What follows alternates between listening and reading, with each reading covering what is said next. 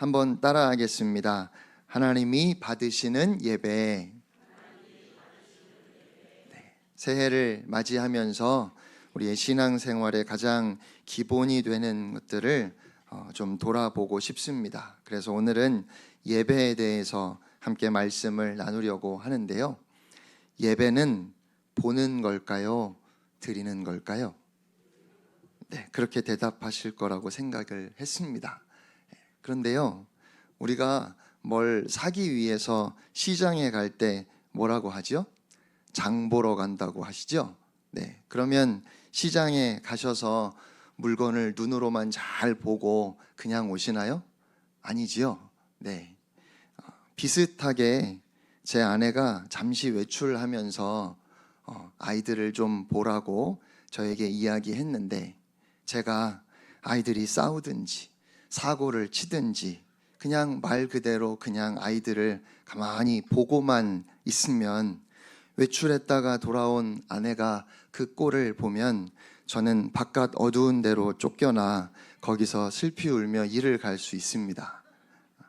그러니까 우리말 보다라는 말은 아주 다양한 의미로 쓰입니다. 인터넷 사전을 검색해 보니까 동사로 쓰일 때만 26가지 의미가 나오더라고요. 그래서 예배를 본다는 말도 흔히 생각하는 것처럼 그렇게 틀린 말이 아닙니다. 그래도 왠지 예배 본다고 말하기가 조금 꺼려지는 건 어쩔 수 없습니다. 여러분 어떻게 생각하십니까? 예배는 보는 걸까요? 드리는 걸까요? 어떤 서술어를 붙이는 것이 좋겠습니까? 예전에 어떤 예배학자가 페이스북에 이 질문을 올린 적이 있었는데, 예배에 참여하다, 예배하다라는 의견이 가장 많았고요. 물론 예배 드리다, 예배 본다라는 의견도 있었습니다. 특이하게 때우다라는 의견도 있었는데 각각 나름의 이유가 있었습니다. 이렇게 다양한 의견이 있는 이유는 사실은 예배에 딱 들어맞는 서술어가 없기 때문입니다. 왜 딱 들어맞는 말이 없을까요?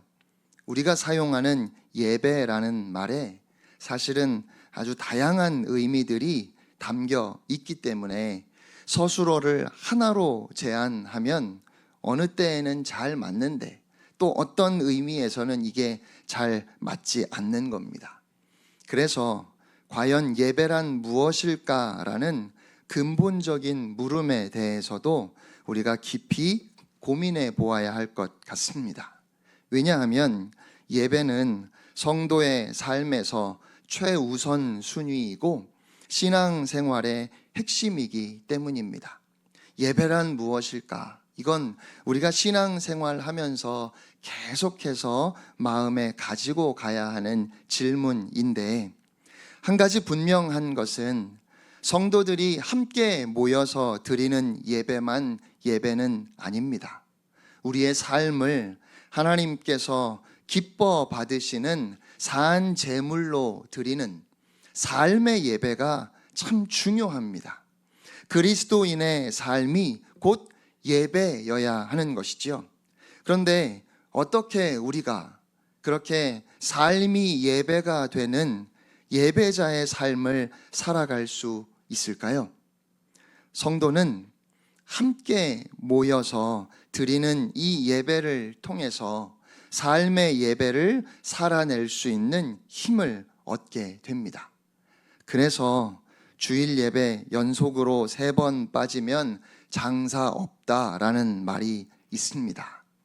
어지간히 믿음이 좋은 사람도 3번만 연속해서 주일 예배를 빠지면 그 신앙이, 그 믿음이 차갑게 식는 것을 볼 수 있다는 말이지요. 오늘 여러분의 예배는 어떻습니까?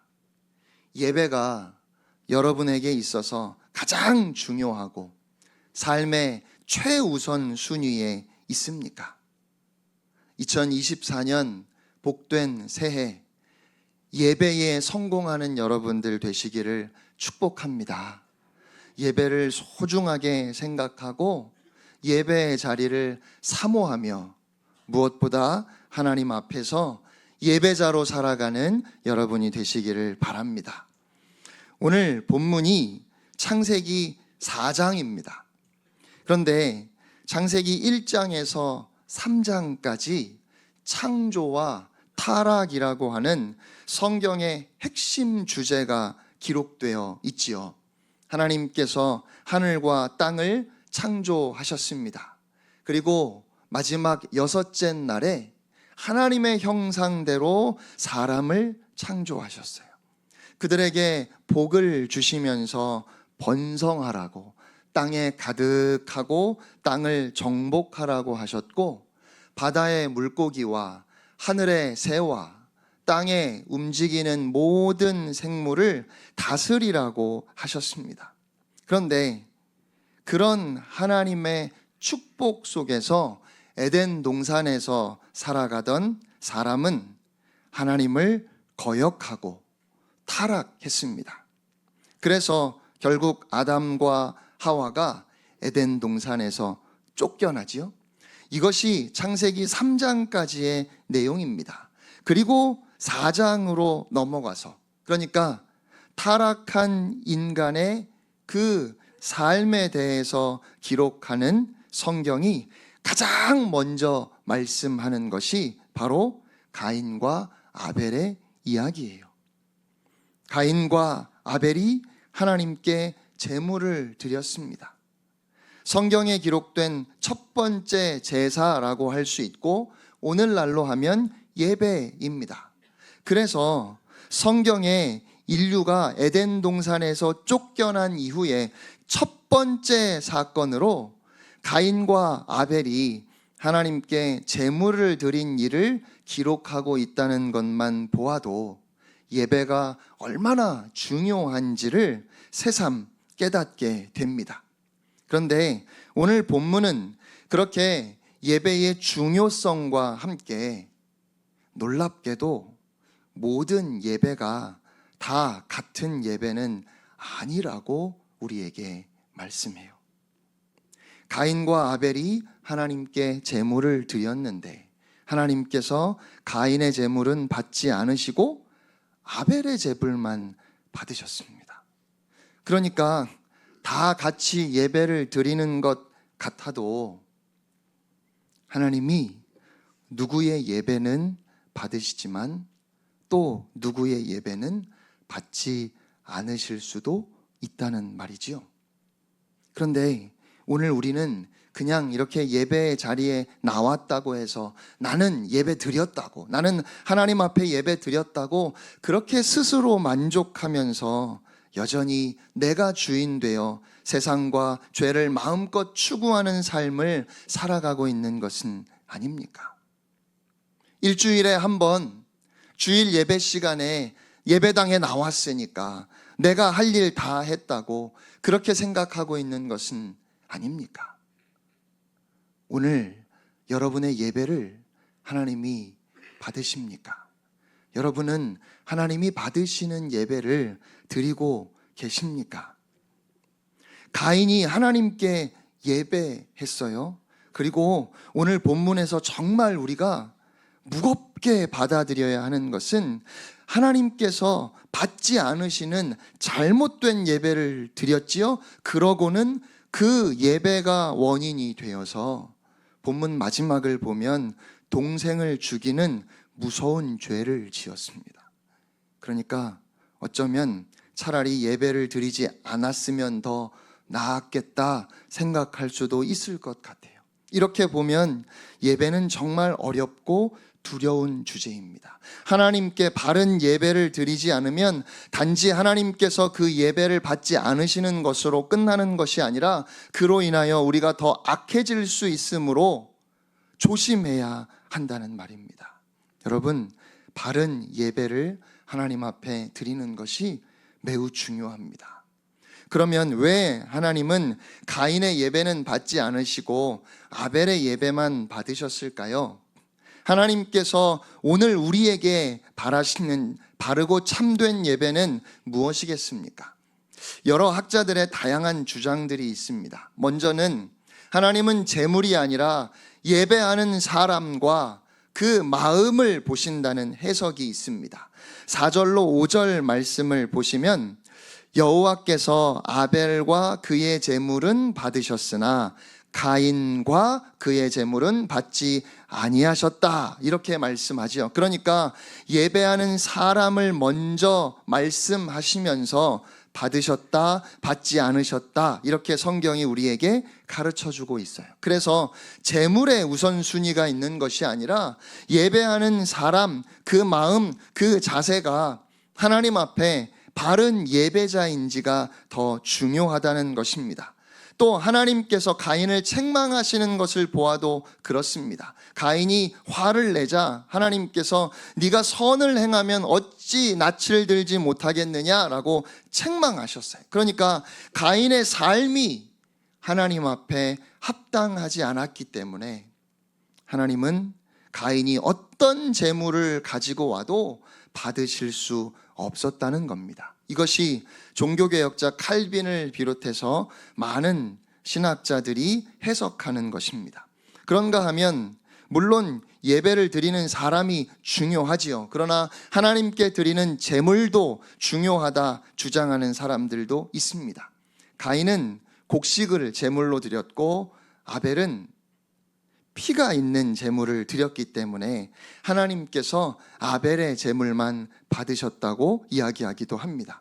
모세를 통해서 하나님은 죄를 속하는 제사에는 반드시 피 흘림이 있어야 할 것을 말씀하셨지요. 그래서 여러 학자들이 피가 있는 제물이냐 아니냐를 이야기합니다.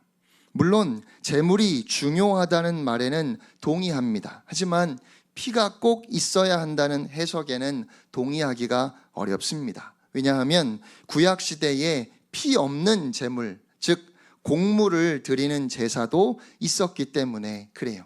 다만 그렇게 피의 제사를 주장하는 학자들은 창세기 3장 후반부에 나오는 말씀, 죄를 짓고 부끄러움을 느꼈던 아담과 하와가 나뭇잎으로 그들의 몸을 가렸을 때 하나님께서 불쌍히 여기시고 가죽 옷을 지어 입히신 내용을 근거로 하나님이 짐승을 잡아 피로 드리는 제사를 원하셨다, 그렇게 설명하기도 합니다. 한 가지 해석만 더 말씀을 드리면 3절에서 4절 말씀에 가인은 땅의 소산으로 제물을 삼아 여호와께 드렸고 라고 말씀하고, 반면에 아벨은 양의 첫 새끼와 그 기름으로 드렸다고 그렇게 말씀해서 성경이 아벨의 제물에 대해서 보다 구체적으로 말씀하는 것을 보면 가인은 그저 자신의 소산 중에 아무거나 하나님 앞에 가져왔고, 반면에 아벨은 첫 새끼와 기름을 특별히 구별해서 하나님께 드렸기 때문에 아벨의 제물에는 구별됨이 있었다는 해석도 있습니다. 구약에서 실제로 기름은 하나님께 드리는 귀한 제물이었습니다. 또 첫 새끼는 하나님께서 친히 하나님의 소유라고 말씀하셨고, 일반적으로 생각해도 첫 새끼를 하나님 앞에 드리는 것은 가장 귀한 것을 드리는 것이고 모든 소유를 대표하는 것을 드리는 것으로 볼 수 있어서 아벨은 그렇게 구별된 제물을 하나님께 드렸고, 가인은 제물을 특별히 구별하는 과정이 없었다는 것입니다. 저는 이러한 해석들이 다 일리가 있다고 생각합니다. 그런데 믿음의 사람들에 대해서 말씀하는 히브리서 11장을 보면 아벨에 관하여 말씀하면서 믿음으로 아벨은 가인보다 더 나은 제사를 드렸다고 말씀합니다. 아벨의 제사를 믿음으로라는 한 단어로 설명하고 있습니다. 가인과 아벨이 제물을 가지고 하나님께 제사할 때 이 제물은 무엇을 의미할까요?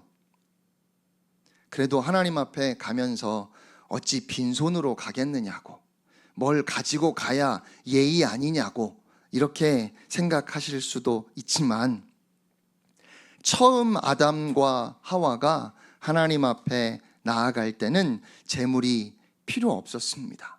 그들은 날마다 순간마다 하나님 앞에 아무런 꺼리낌 없이 나아갈 수 있었고, 또 하나님과의 친밀한 교제 가운데 그들은 자유함을 누릴 수 있었습니다. 그러나 그들이 범죄한 후에는 하나님 앞에 나아가기 위해서 그들의 죄를 덮어서 가리는 제물이 필요하게 됩니다. 그러므로 제물은 우리의 죄인됨을 보여주는 겁니다.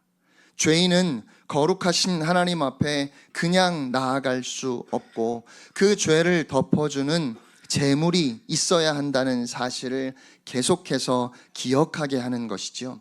그러므로 우리가 하나님 앞에 나아갈 때 하나님이 원하시는 것은 우리가 죄인으로서 감히 하나님 앞에 설 수 없는 사람들임을 기억하는 것입니다. 그런 죄인이 멸망하지 않도록 제사와 제물을 통해 하나님 앞에 나아올 수 있는 길을 열어주신 하나님의 은혜를 전적으로 의지하는 것입니다. 다시 말해서 믿음은 죄에 대한 자백과 동시에 나 같은 죄인이 하나님의 은혜 아니면 하나님 앞에 설 수 없다는 사실을 알고 하나님의 은혜를 전심으로 의지하는 겁니다. 하나님은 모든 예배를 다 받으시지 않습니다. 여러분, 우리가 예배 드리기만 하면 하나님께서 그 예배를 다 받으시는 것이 아니에요. 하나님은 믿음으로 드리는 예배를 받으십니다. 나의 죄인됨을 기억하고 죄인으로서 하나님 앞에 감히 설 수 없음을 알기에 두렵고 떨림으로 여호와 하나님을 경외함으로, 그럼에도 불구하고 나 같은 죄인을 부르시는 그 하나님의 은혜를 붙들고 단번에 영원한 제물이 되어주신 예수 그리스도의 보혈의 공로를 의지해서 전심으로 오직 믿음으로 하나님 앞에 드리는 예배를 우리 하나님은 원하십니다. 혹시 오늘 우리가 이러한 예배의 중요성을 잊어버린 것은 아닙니까?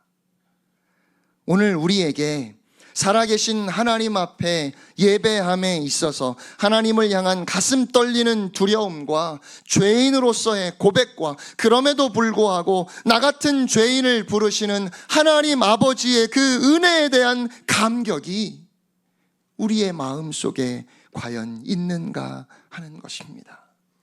하나님 앞에 예물을 드릴 때에도 그저 물질을 드리는 것이 아니라, 주님, 내가 여기 있습니다.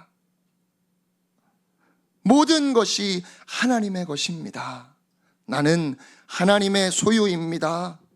주께서 허락하신 이 모든 것으로 오직 주의 영광을 위해 살기를 원합니다. 그 헌신의 고백이, 예배에는 반드시 나를 드리는 헌신의 고백이 있어야 하는 것입니다. 하나님은 그런 예배를 받으십니다. 그런데 오늘 너무 많은 사람들이 예배를 소비하고 있는 것 같습니다. 많은 사람들이 빨리 예배 드리고 다시 갑니다. 단지 예배의 자리에 있었던 것으로 내가 할 책임은 다했다 생각하고 열심히 세상으로 나의 욕심을, 나의 원함을 쫓아 달려가고 싶어 합니다. 여러분, 그건 결코 예배가 아닙니다. 아벨의 예배에 대해서 주님이 말씀하시는 히브리서 11장 4절 말씀을 우리 다 같이 한 목소리로 읽겠습니다. 시작. 믿음으로 아벨은 가인보다 더 나은 제사를 하나님께 드림으로 의로운 자라 하시는 증거를 얻었으니 하나님이 그 예물에 대하여 증언하심이라. 그가 죽었으나 그 믿음으로써 지금도 말하느니라. 아멘. 하나님은 아벨의 제사를 받으시고 그에게 의로운 자라 하시는 증거를 주셨다고 말씀합니다.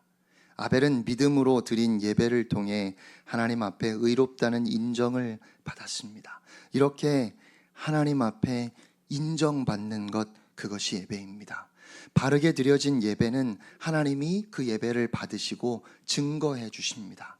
오늘 우리가 이러한 예배를 사모해야 합니다. 성도들이 함께 모여서 주님의 말씀을 듣고 기도하고 찬양하고 그렇게 예배를 마치고 예배당 문을 나설 때 하나님이 우리의 예배를 받으셨구나, 이것이 우리 안에 깨달아져야 하는 겁니다.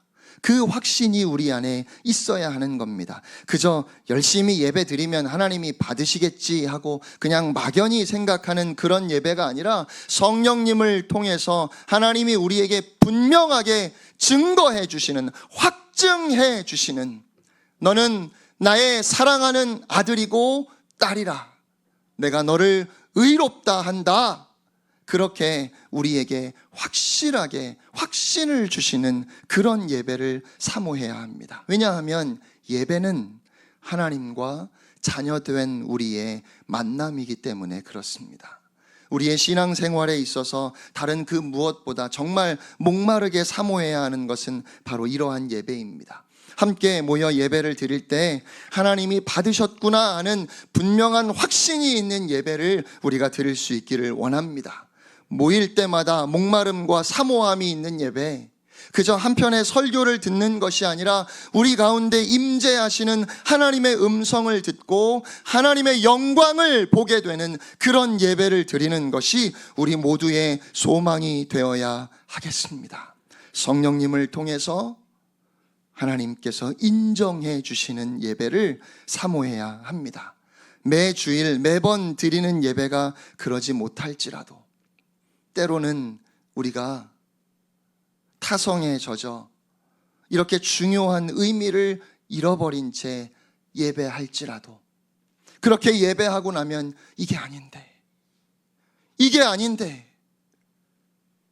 내가 오늘 이 예배를 통해서 하나님으로부터 분명하게 확인을 받아야 하는데, 그 안타까움에 예배당을 나서지 못하고 다시 주저앉을 만큼 그렇게 예배를 향한 간절한 마음이 우리에게 회복되어지기를 소원합니다.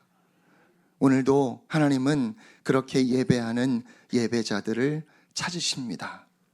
그 예배에 감격을 가지고 그대로 우리의 삶의 자리로 나아가는 것, 그것이 믿음의 사람들의 삶입니다. 오늘 본문 마지막 부분을 보시면 가인이 아벨을 죽였습니다. 하나님 앞에 바른 예배를 드리지 않은 이 악한 자가 하나님이 기뻐하시는 예배를 드렸던 아벨을 죽였습니다. 예배 한번 잘 드리는 것이 무슨 대단한 의미가 있을까요?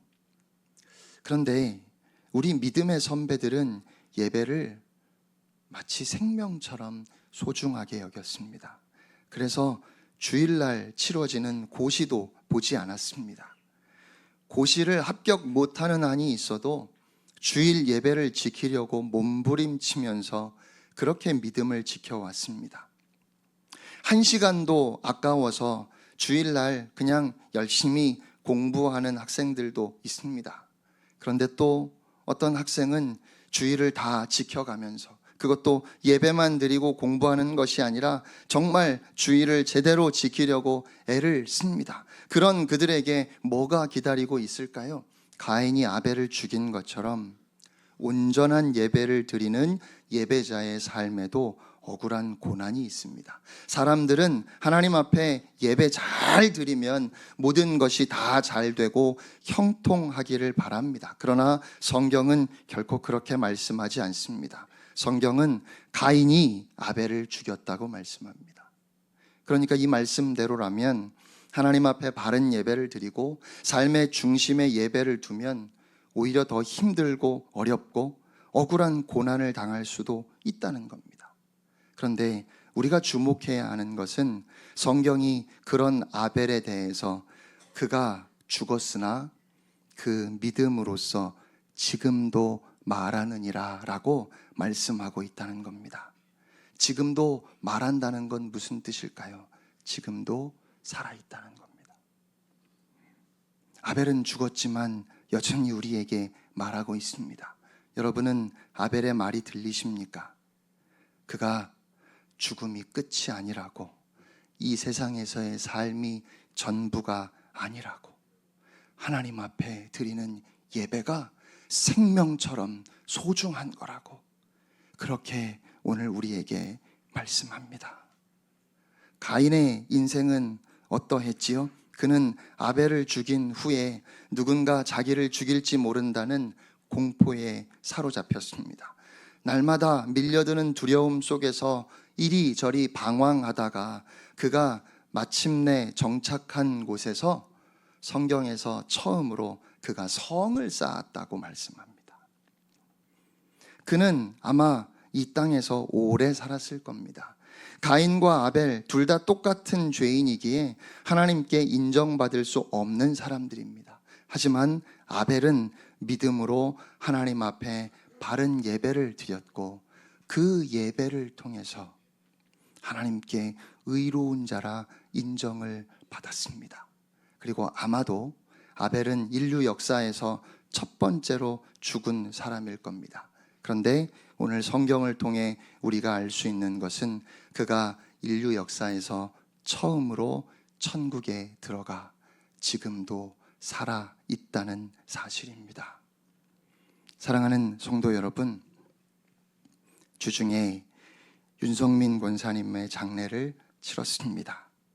힘들고 고된 삶을 살아오셨는데 이제는 주님 품에서 영원한 안식을 누리시는 줄 믿습니다. 그럼에도 우리는 이제 더 이상 권사님을 이곳에서 함께 뵐 수 없어서 참 아쉽고 그립습니다. 그런데요, 여러분, 죽음이 끝이 아닙니다. 가인과 아벨의 삶, 어떤 것이 복된 삶일까요? 믿는다고 말하면서도 너무 많은 사람들이 그 시선을 이 땅에 빼앗긴 채 살아가는 오늘, 아벨은 죽었으나 그 믿음으로 지금도 말하고 있습니다. 여러분은 어떤 삶을 살고 싶으십니까? 방황하고 불안해하며 나를 어떻게든지 지켜보려고 성을 쌓으며 살아가고 있는 것은 아닙니까? 아니면 그저 하나님께 믿음으로 예배를 드리고 결국 그 때문에 죽임을 당한 것 같은데, 그래서 참 허무하고 또 억울한 삶인 듯 보이는데 하나님 앞에 의로운 자라 인정받고 그래서 여전히 지금도 살아서 우리에게 말하고 있는 아벨처럼 세상이 감히 이해할 수 없는 차원이 다른 하나님의 사람으로서의 삶을 여러분은 살고 계신지요? 하나님이 전부 되시기에 생명을 걸고 믿음으로 하나님 앞에 예배하고 싶습니다. 아니 여러분, 하나님이 아벨의 예배를 받으셨다는 것이 은혜 아닙니까? 하나님이 오늘 우리의 예배를 기대하신다는 것이 말도 안 되는 은혜 아닙니까? 그런 하나님 앞에 오늘 우리가 오직 감사함으로 아벨처럼 믿음으로 온전한 예배를 드리며 하나님 앞에 의로운 자라 인정받고 그래서 죽어서도 그 믿음으로 영원히 살아있는 삶, 주님이 우리에게 주시는 그 영생을 누리는 복된 인생을 살아가는 여러분이 되시기를 간절히 바랍니다. 2024년 복된 새해 예배에 성공하는 여러분들 되시기를 축복합니다. 날마다 하나님 앞에 예배하며 너는 의로운 자라 인정받는 여러분의 복된 삶이 되시기를 주님의 이름으로 축원합니다. 이 시간 함께 기도하겠습니다. 하나님, 우리가 그런 예배를 하나님 앞에 드리고 싶습니다. 예배를 통해 늘 하나님 앞에 인정받고 하나님이 주시는 은혜를 경험하며 그래서 예배자의 삶을 살아가는 우리 모두가 되게 하여 주시옵소서. 다 같이 한 음성으로 기도하겠습니다. 2020